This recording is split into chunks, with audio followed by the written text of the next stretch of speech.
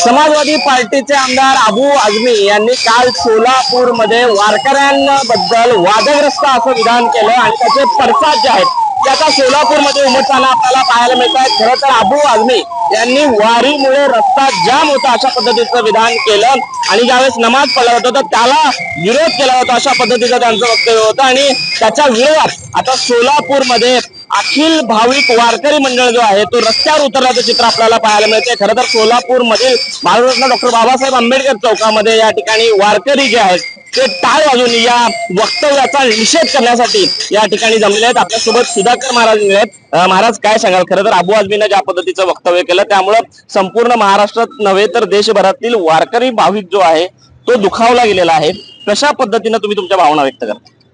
सर्वप्रथम मी अबू आझमी यांचा जाहीर निषेध करतो, कारण त्यांनी वारीच्या वारकऱ्यांच्या अस्मितेला ठेच पोचवलेली आहे। वारकरी हा कुणालाच त्रास न देणारा असा संप्रदाय आहे आणि या परंपरेमध्ये नेहमी समाज हित पाहिलंय। वारी पंढरपूरला जाते म्हणजे वारकऱ्यांची ती वारी पोचवायला आम्ही आमचं काम करायला जातो असा याचा अर्थ नव्हे।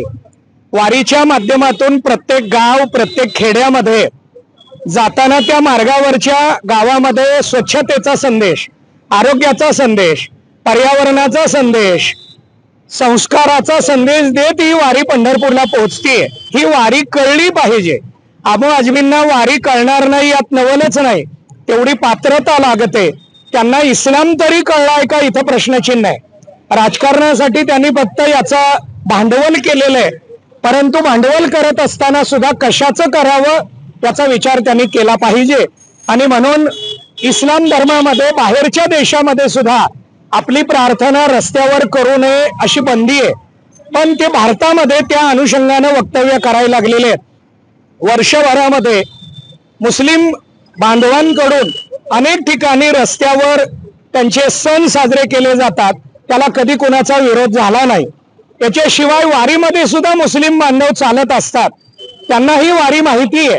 अबू आझमींना वारी कळणार नाही यात नवल नाही। त्यांनी पहिल्यांदा इस्लाम धर्म समजून घ्यावा आणि नंतर वारकऱ्यांच्या विरोधात बोलावं। महाराष्ट्र शासनाला मी या माध्यमातून असं विनंती करतो की त्यांनी ताबडतोब कडक कारवाई करावी, त्यांच्या विरोधात ताबडतोब महाराष्ट्र शासनानं ऍक्शन घ्यावी, अन्यथा अखिल भाविक वारकरी मंडळाच्या माध्यमातून आम्ही महाराष्ट्रभर तीव्र आंदोलन उभं करू। खरं तर त्यांनी जर हे विधान मागे घेतलं नाही, त्याबद्दल विक्री व्यक्त केली नाही, माफी मागितली नाही तर पुढची पावलं तुमची काय असणार आहेत? अबू आझमीला काय समजतं? आम्ही भाविक वारकरी मंडळाच्या माध्यमातून यापुढं प्रत्येक जिल्ह्यामध्ये जिल्हाधिकारी कार्यालयासमोर तीव्र असं एक आंदोलन उभा करण्याचा मंडळाच्या माध्यमातून आम्ही त्याचा नक्की विचार करून ते जाहीर करू।